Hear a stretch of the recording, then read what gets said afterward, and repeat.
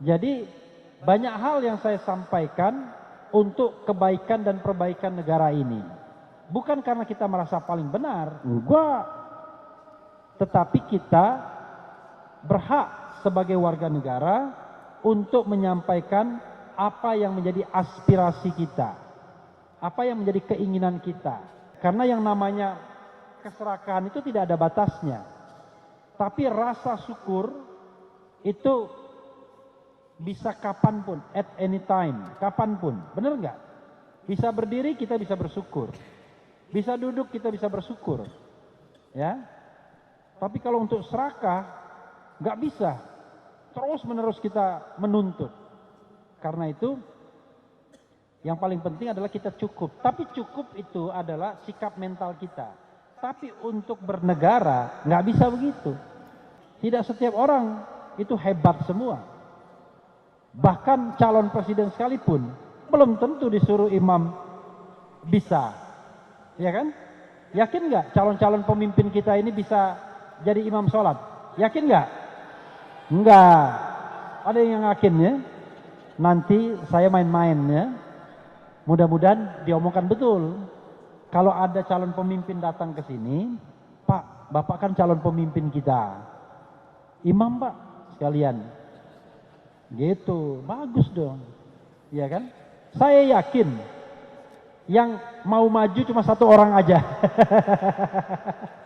Dua lainnya mundur.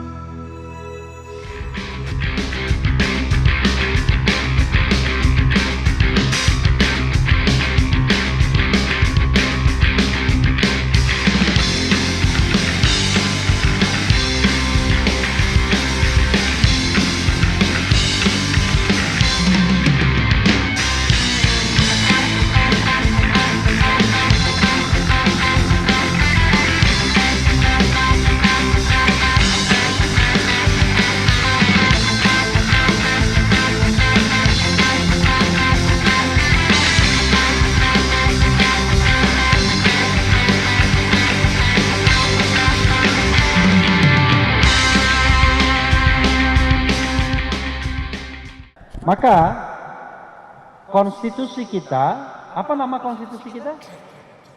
Konstitusi kita apa namanya? Konstitusi kita apa namanya?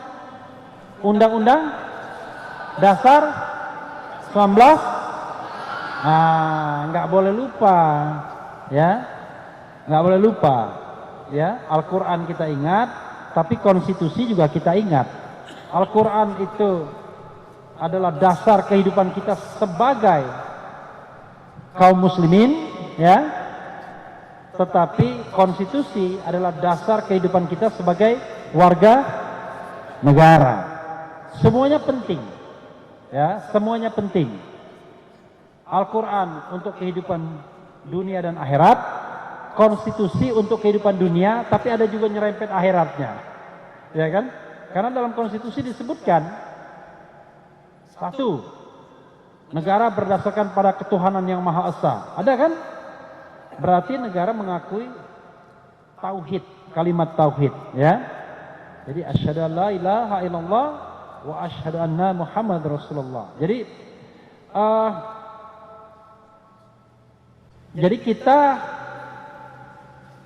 kawan-kawan semua, ibu dan bapak semua, kita harus tahu bahwa sebagai warga negara kita berhak untuk mendapatkan 4 hal ini. Satu, dilindungi oleh negara karena negara melindungi segenap bangsa. Yang kedua, disejahterakan karena negara memajukan kesejahteraan umum.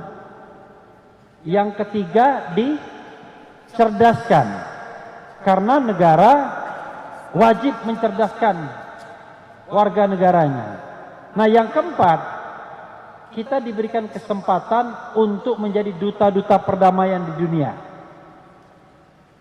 Tidak heran pemerintah tidak bisa melarang kalau ada warga negara Indonesia ingin menjadi duta perdamaian di Palestina misalnya, atau menyumbang bagi Palestina dan lain sebagainya. Cuma saya tidak bisa ngomong lebih jauh karena itu bukan ilmu saya, ya.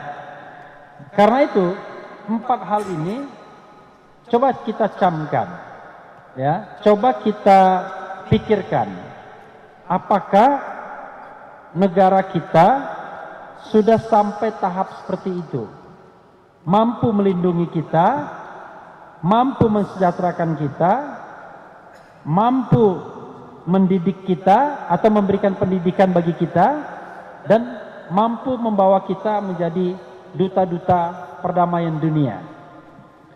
Oke, soal terlindungi. Kalau kita bicara terlindungi dari apa? Yang paling gampang adalah terlindungi dari rasa takut. Takut itu macam-macam. Ada takut nggak makan, takut lapar, ya kan? Ada nggak di sini yang takut lapar? Nggak ada. Ya belum dicoba aja hidupnya. Ya. Jadi kita tidak boleh, negara tidak boleh membiarkan warga negaranya ketakutan karena tidak bisa makan besok misalnya. Negara tidak boleh membiarkan warganya takut ngomong yang benar. Apalagi Islam mengajarkan katakanlah yang hak, ya kan? Jadi yang namanya amar ma'ruf nahi mungkar itu adalah kewajiban kita. Kalau amar ma'rufnya gampang, semua orang suka. Ya walaupun ada juga yang nggak suka dinasihati, ya kan? Tapi kalau kita ngasih sedekah, ngasih hadiah dan lain sebagainya, semua mau. Tapi begitu nahi mungkar, memperingatkan seseorang agar tidak berbuat mungkar, waduh, konsekuensinya macam-macam. Sejak zaman Rasulullah sampai sekarang, orang yang ngomong tentang nahi mungkar itu banyak mendapatkan konsekuensi. Bahkan Rasulullah sendiri ketika mau berdakwah di Taif, ya kan, dilempari dia. Sampai malaikat Jibril mengatakan, apa yang ingin engkau minta, ya Muhammad, Rasulullah? Apakah bukit Taif ini mau dibalikin? Karena yang namanya malaikat Jibril itu kalau aslinya konon gitu ya, saya juga nggak tahu, itu sayapnya membentang ke seluruh dunia itu. Jadi kalau dia melipat satu gunung aja gampang sekali, ya.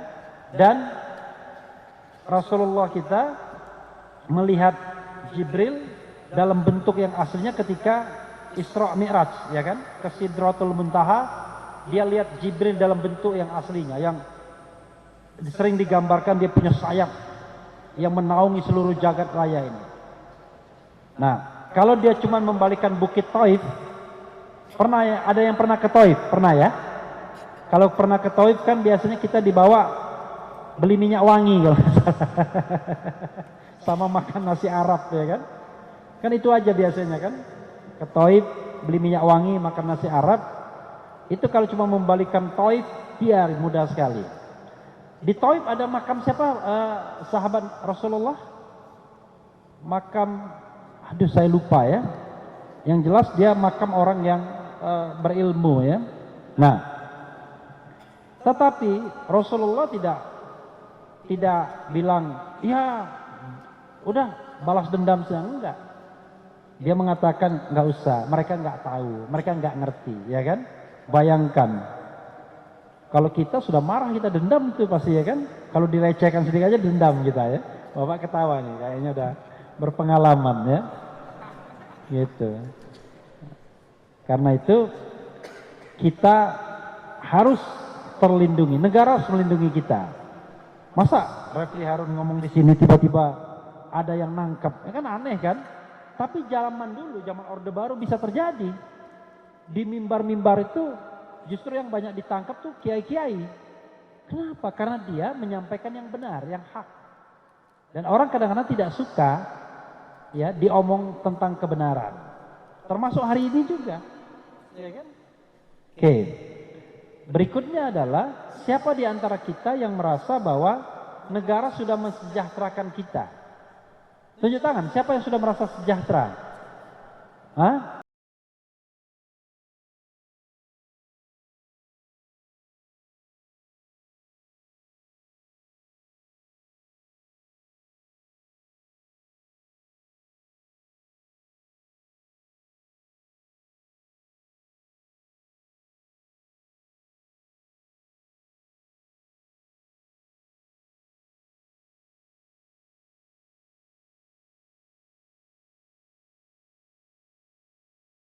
Saya mengatakan demikian karena kita punya mimpi bersama ke depan negara kita harus menjadi negara yang baldatun thayyibatun warahun ghafur.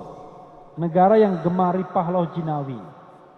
Negara yang muka orang-orangnya itu berseri-seri karena terlindungi, sejahtera, pandai, jadi duta-duta peradaban.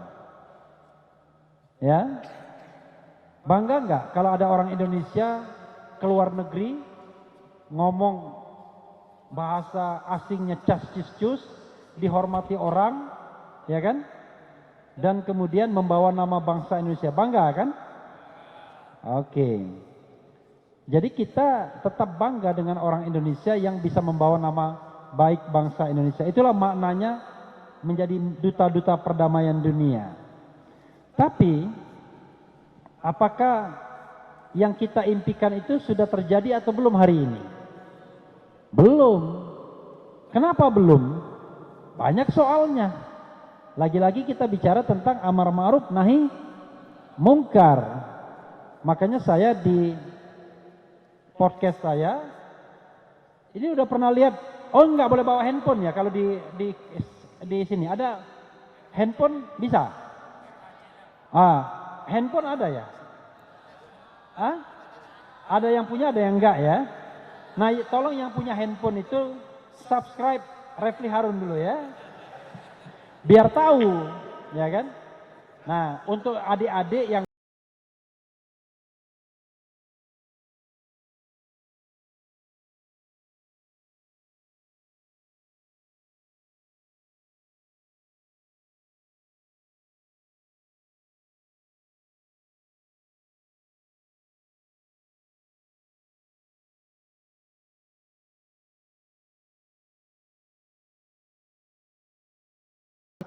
apa yang menjadi keinginan kita?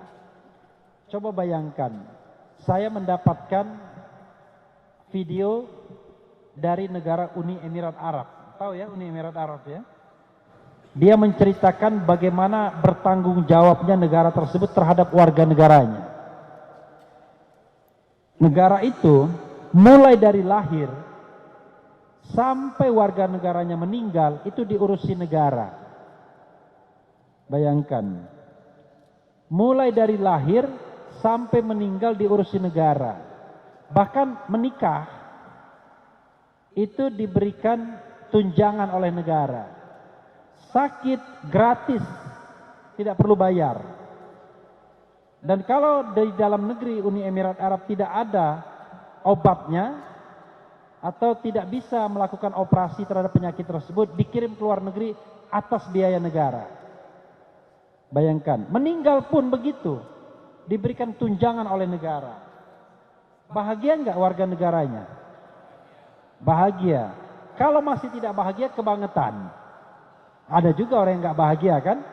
Sudah hidupnya enak, dikasih semuanya, tapi tetap tidak bahagia. Ya itulah ciri manusia serakah biasanya kan? Iya kan? Karena yang namanya keserakahan itu tidak ada batasnya.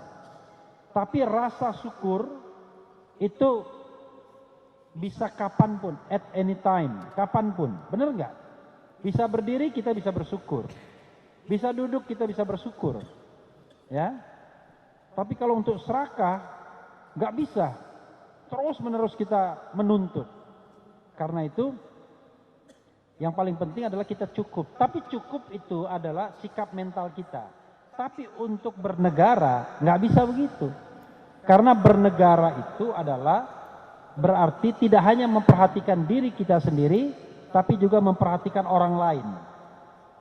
Maka, kalau kita bicara bernegara, kalau misalnya jemaahnya sudah sebanyak ini, kira-kira berapa ratus ini? 200 lah ya? Lebih 200? 600? Oke, 600. Tidak mungkin kan kita sendiri-sendiri kan? Pasti ada leadernya, pasti ada pemimpinnya.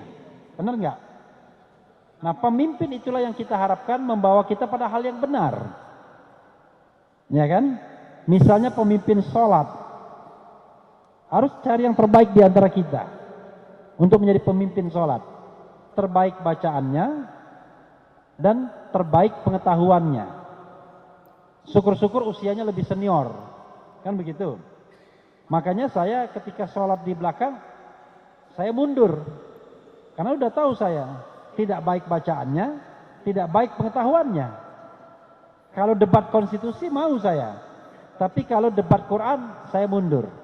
Nah itulah namanya, setiap orang memiliki kelemahan, kelebihan masing-masing. Tidak setiap orang itu hebat semua. Bahkan calon presiden sekalipun, belum tentu disuruh imam bisa, ya kan? Yakin nggak calon-calon pemimpin kita ini bisa jadi imam sholat? Yakin nggak? Enggak. Ada yang yakin ya? Nanti saya main-main ya. Mudah-mudahan diomongkan betul. Kalau ada calon pemimpin datang ke sini, Pak, Bapak kan calon pemimpin kita. Imam Pak, sekalian. Gitu, bagus dong. Iya kan? Saya yakin yang mau maju cuma satu orang aja. Dua lainnya mundur. Kalau kita bicara capres.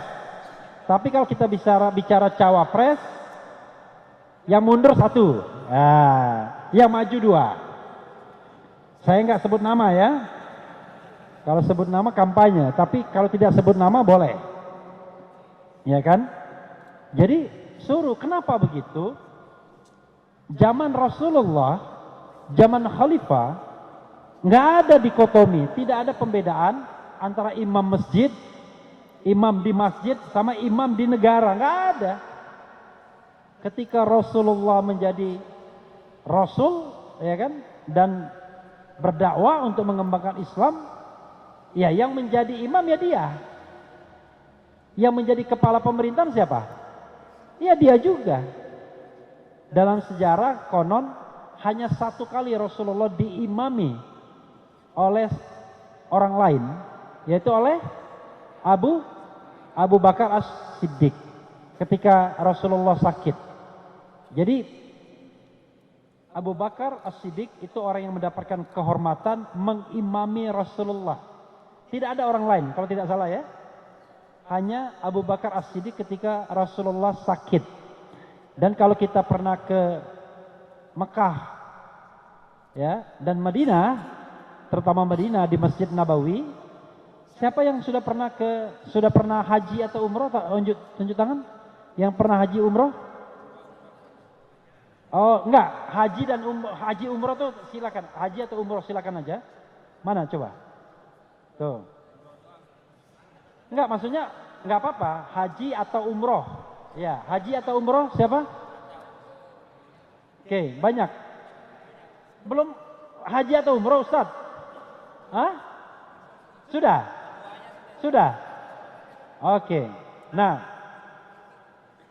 ya tapi memang haji umroh itu soal panggilan ya, tidak hanya soal ekonomi, soal panggilan juga. Jadi kalau kita lihat di Masjid Nabawi itu terdapat makam Rasulullah, ya adik-adik sekalian. Makam Rasulullah itu di Masjid Nabawi.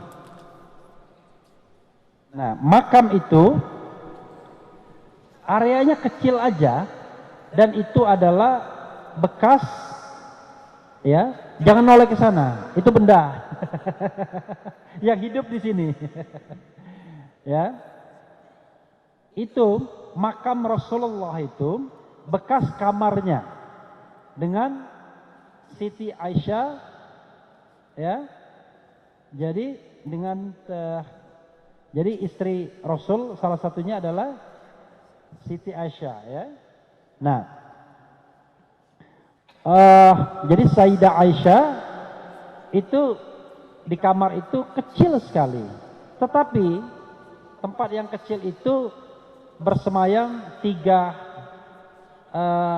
tiga jasad mulia. Satu Rasulullah, kedua siapa? Abu Bakar As-Siddiq, dan yang ketiga Umar bin Khattab. Jadi orang beruntung, bayangkan. Saya membayangkan mereka berkomunikasi terus itu. Walaupun mendekatnya makam bukan berarti kemudian seperti kita bicara tentang seseorang yang dekat sama kita, tapi saya membayangkan begitu kan. Jadi beruntung sekali. Jadi sebenarnya itu jatahnya Sayyidah Aisyah ya. Tapi ketika Umar bin Khattab mau menghembuskan napas terakhir, dia minta izin kepada Sayyidah Aisyah agar diizinkan untuk dimakamkan di sana. Kenapa begitu? Karena itu kan makam Rasulullah, kamar Sayyidah Aisyah, dan suami dari Sayyidah Aisyah kan Rasulullah, dan Abu Bakar As-Siddiq selain sahabat juga mertuanya, ayah dari Sayyidah Aisyah. Jadi wajar sebenarnya Sayyidah Aisyah yang berhak dimakamkan di situ, tapi dia mengalah. Maka 3 orang dimakamkan di situ. Rasulullah, Abu Bakar As-Siddiq, Umar bin Khattab. Jadi Rasulullah pemimpin yang komplit, yang lengkap. Ya. Lemah lembut bisa. Diajak perang tanding bisa. Ya, nggak ada yang bisa ngalahin dia. Bahkan ada orang yang meletakkan pedang di lehernya dan seolah-olah siapa pelindungmu. Tiba-tiba pedangnya jatuh sendiri. Jadi kalau kita baca Sirah Nabawiyah kan begitu. Jadi, tapi 2 sahabat ini mewakili sifat Rasulullah yang lembut, yang lurus, yang siddiq ada di Abu Bakar As-Siddiq. Karena salah satu pemimpin itu harus siddiq. Ya. Ya, siddiq itu lurus. Siddiq itu lurus, ya. Taat pada aturan itu siddiq. Nah, yang satunya ini orang yang betul-betul powerful, betul-betul hebat. Ketika dia masuk Islam memang didoakan oleh Rasul. Jadi Rasul itu mendoakan satu dari 2 Umar. Ternyata Umar bin Khattab yang dikasihkan hidayah. Satunya lagi Abu Jahal alias paman Nabi, tapi dia kemudian tidak mendapatkan hidayah. Yang dapat hidayah adalah ini. Tapi jangan lupa anaknya Abu Jahal, Ikrimah bin Abu Jahal itu malah menjadi pemimpin perang kaum muslimin. Ya, jadi itulah hidayah ya. Bapaknya nggak dapat hidayah, tapi anaknya mendapatkan hidayah. Nah, karena itu saya balikin lagi ya. Kita harus berpikir bahwa kita harus menjadi bagian yang menciptakan negara yang baldatun thayyibatun wa rabbun ghafur tersebut. Kawan-kawan semua, adik-adik semua, di sini bukan hanya sekadar belajar untuk diri sendiri, benar nggak? Bukan belajar untuk diri sendiri kan? Tapi belajar untuk menjadi bagian dari suatu masyarakat yang beradab, civilized. Mudah-mudahan ke depan nilai-nilai Islam makin mengejawantah, penguasa atau pemerintah tidak takut lagi dengan nilai-nilai Islam. Mudah-mudahan nanti kawan-kawan semua, adik-adik semua ya, menjadi bagian dari warga negara yang tetap menyerukan kebaikan dan kemudian berani ya mencegah kemungkaran. Tidak heran kalau misalnya pusat-pusat pendidikan Islam itu kadang-kadang dimusuhi. Tapi yakinlah, yang memusuhi pusat-pusat pendidikan Islam pastilah penguasa yang zalim. Benar nggak? Kalau penguasanya tidak zalim, nggak mungkin, ya kan? Karena kalau penguasa yang tidak zalim, dia senang dikritik, senang disampaikan ayat, senang disampaikan pendapat. Tapi kalau penguasanya yang zalim, nggak suka. Siapa yang menyampaikan kebenaran malah dimusuhi. Dan itu sudah sejak zaman Rasulullah. Siapapun yang menyampaikan kebenaran sering dimusuhi, bahkan dibunuh, ya kan? Pernah utusan Rasulullah misalnya kepada Raja Persia dibunuh. Padahal dalam hukum internasional tidak boleh. Saya lupa Raja Persia atau daerah Bizantium ya. Tapi zaman Rasulullah itu ada dua kerajaan besar. Satu Persia dan tentu bawahannya, dan satunya lagi Romawi Timur. Romawi Timur itu yang ibu kotanya Bizantium. Bizantium itu sekarang namanya? Nama Bizantium itu sekarang? Siapa? Pokoknya terjadi pada tahun 1453 penalukan oleh Sultan Al-Fatih. Ya, apa namanya kotanya? Istanbul. Ya, dulu namanya Bizantium. Setelah Bizantium Konstantinopel. Ya, lalu dari Konstantinopel ketika ditundukkan oleh Al-Fatih itu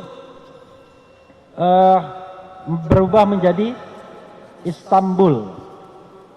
Itulah yang direferensikan oleh Ketua MK. Tahu Ketua MK ya? Tahu ya? Ketua MK Paman Usman ya, yang mengatakan bahwa pemimpin muda itu seperti Al-Fatih bisa. Iya bisa, jelas saja Al-Fatih. Orang berapa tahun dia hafal Al-Quran, ya kan? Ini suruh sholat imam aja belum, suruh imam sholat aja belum tentu bisa. Beda lah kualitasnya, ya, beda. Jadi kalau kita membandingkan tuh ya harus jelas. Masa bandingkan usia doang? Saya walaupun usianya sudah 50-an ya nggak ada apa-apanya dibandingkan Al-Fatih yang 17 tahun. Jadi kita harus mengakui keunggulan lain, ya, keunggulan orang lain, beda kelas. Karena itu kita mudah-mudahan menjadi bagian terus menerus. Nah ini juga tantangan bagi adik-adik sekalian yang belum melihat indahnya hidup, ya kan? Atau gelapnya hidup. Kalau sekarang wah bertekad semua, disuruh takbir, takbir, ya kan? Disuruh berjuang, kita berjuang. Begitu menghadapi kelaparan, nanti dulu. Karena kita masih manusia biasa ya. Tuhan kita masih banyak ya. Belum Allahu Ahad ya. Tuhan itu satu, tapi kita banyak. Tuhan kita itu cukong kita, bos kita ya kan. Guru kita, takut semua kita.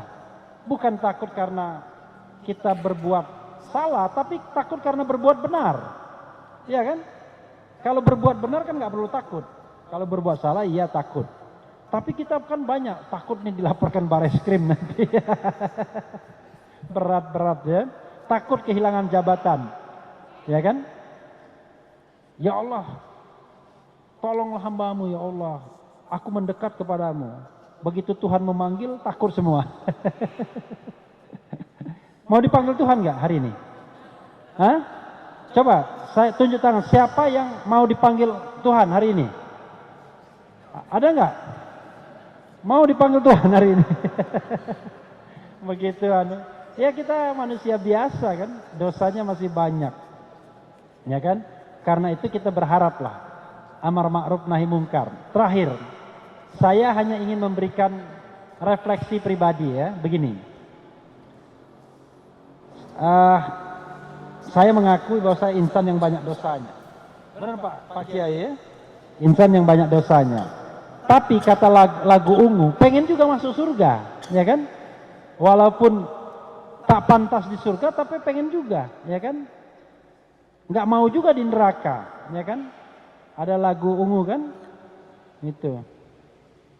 Nah, lalu yang namanya surga itu menampung seluruh umat manusia, surga dan neraka. Nanti seluruh umat manusia,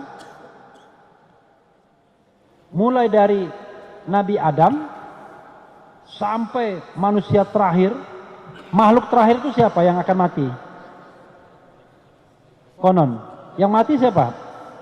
Makhluk terakhir yang akan mati siapa? Namanya Israel. Dia tukang cabut nyawa orang. Nanti setelah kiamat, setelah dia cabutin semua nyawa manusia, dia cabut nyawanya sendiri. Kan nggak ada lagi.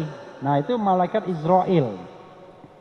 Nanti kita dikumpulkan di padang mahsyar. Kan begitu. Makanya saya bikin lagu. Saya ada lagu saya. Judulnya Pemimpin Adil, itu diilhami oleh padang mahsyar. Judul gini, liriknya nanti saya kasih ya. Ya kan? Ketika matahari hanya di atas kepala, ya kan? Panas melelehkan, ketika keadilan akan ditegakkan di hari akhir zaman. Jadi saya membayangkan bahwa ketika matahari itu hanya di atas kepala, di padang mahsyar, orang dibangkitkan semua, dan pada waktu itulah keadilan akan ditegakkan, ya kan? Dihisap nanti kita, fasenya banyak. Nah, oke, setelah melalui perjalanan, katakanlah kita insya Allah masuk surga semua. Amin. Amin. Amin di sini amin betul ya, bukan Anies Mohaimin ya. Amin betul. Nah, katakanlah suatu saat kita benar-benar masuk surga. Amin ya. Pertanyaannya adalah, kalau kita bicara stratifikasi surga, tingkat-tingkat surga, kan ada surga yang paling tinggi. Wah, nanti laki-laki di sini dapat bidadari, ya kan? Jadi yang peot-peot di rumah itu nanti udah cantik tuh, ya kan? Diperkirakan kita nanti usia kita ya seperti Nabi Isa, ya, Isa Al-Masih. Jadi Nabi Isa ibnu Maryam itu nanti kira-kira usia kita tuh 33 tahun konon katanya di surga, kurang lebih begitu. Lihat ya, 33 tahun kan lagi gagah-gagahnya. Siapa yang 33 tahun di sini? Ada nggak yang 33 tahun? Ada yang 33 tahun nggak? Ngaku. Ada yang 33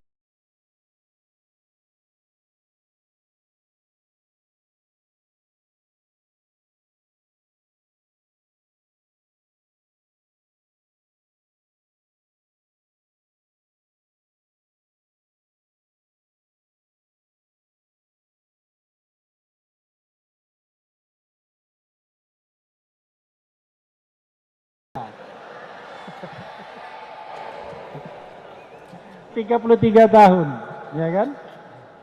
Jadi yang ingin saya ceritakan adalah seluruh umat manusia, misalnya ada majelis seperti ini, majelis orang-orang penghuni surga. Pasti di tengah majelis itu atau di atas majelis, di atas mimbar, pasti Rasulullah kan? Rasulullah Shallallahu Alaihi Wasallam, ya. Pertanyaannya adalah, kita kira-kira di mana? Itu yang saya kemudian ketika memberikan sambutan, saya hampir meneteskan air mata. Ketika saya disuruh kasih sambutan Maulid Nabi yang diselenggarakan oleh Habib Bahar bin Smith. Terlepas kita suka dan tidak suka dengan kontroversi Habib, tapi beliau adalah cucu baginda Rasulullah Sallallahu Alaihi Wasallam. Ya. Kalau seandainya nanti ada sebuah majelis surga dan ada Rasulullah di sana, pastilah ini Rasul. Kalau misalnya saya tidak tahu apakah perempuan dan laki itu boleh campur apa enggak di surga. Kan udah enggak lagi ada hitungan amal haram dan halalnya. Semua di surga itu halal. Iya kan? Ya tentu haknya. Enggak ada dosa lagi di surga. Iya kan? Tidak ada lagi. 1, 2, 3. Nah, tidak ada lagi dosa kan? Saya membayangkan yang dekat sana, yang paling dekat kira-kira siapa dengan Rasulullah? Yang paling dekat siapa? Hah?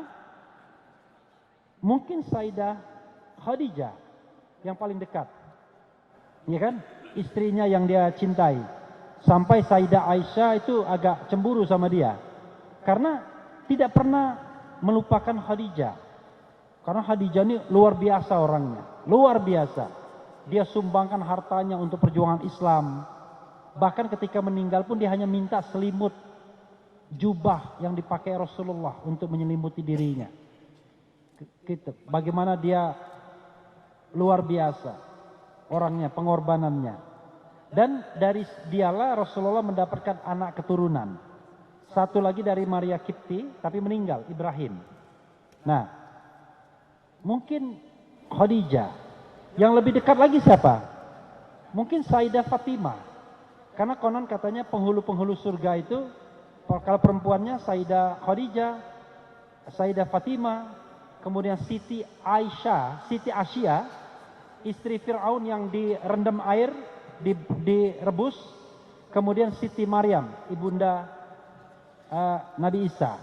Kira-kira 4 orang itu penghulu surga untuk kaum perempuan. Untuk laki-laki siapa kira-kira?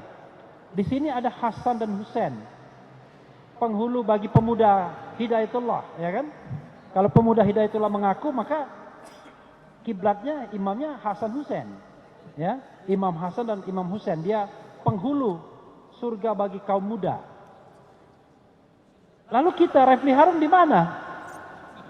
Jauh sekali di mana, ya kan? Coba bayangkan kalau amal kita separuh-separuh ini, aduh gimana caranya? Maka saya bilang saya punya taktik. Saya bilang sama Habib Bahar, Bib, saya mungkin nggak bisa mendekat ke Rasulullah. Tapi kan kalau anak keturunannya mungkin bisa mendekat. Saya bilang kan begitu. Bib, kalau nanti bisa mendekat Rasulullah, tolong dong ajak-ajak sekali-sekali.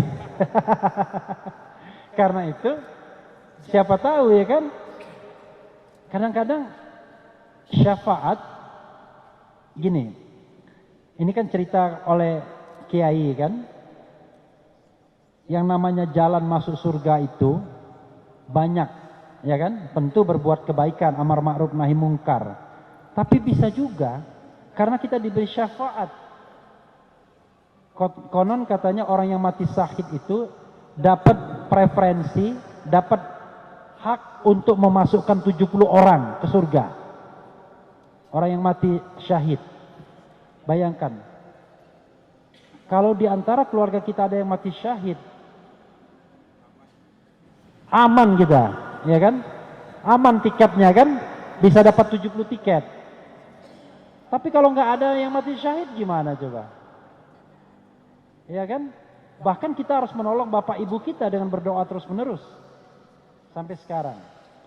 Karena itu bergaul sama orang-orang baik pun mudah-mudahan memberikan pahala. Ini yang terakhir saya. Kenapa saya mau datang ke sini walaupun ilmu saya tidak cukup agamanya? Saya hanya ingin mengatakan suatu saat kalau bapak-bapak, kawan-kawan semua, kakak-kakak, adik-adik, suatu saat di surga dan tidak melihat Refli Harun misalnya, maka tanyakanlah kepada malaikat, ya kan, keluarkanlah syafaat dari kawan-kawan semua, bapak-bapak semua, ya malaikat, tolonglah Pak Refli datangkan ke surga juga.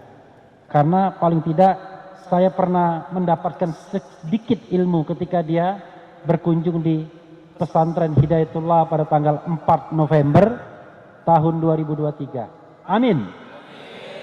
Saya agak sedih mengungkapkan itu. Saya menahan air mata saya. Karena kita makhluk yang banyak dosanya, tidak pantas di surga, tapi nggak mau juga masuk neraka, takut. Mudah-mudahan itu semua memberikan ilham bagi kita, bahwa kehidupan dunia ini hanya sementara, dan kehidupan akhiratlah yang selama-lamanya. Jokowi kecil, ya kan? Anies Baswedan kecil, Ganjar Pranowo kecil, Prabowo kecil, apalagi Gibran Rakabuming. Yang besar adalah Allah Subhanahu wa Ta'ala. Wabillahi taufiq wal hidayah. Wassalamualaikum warahmatullahi wabarakatuh.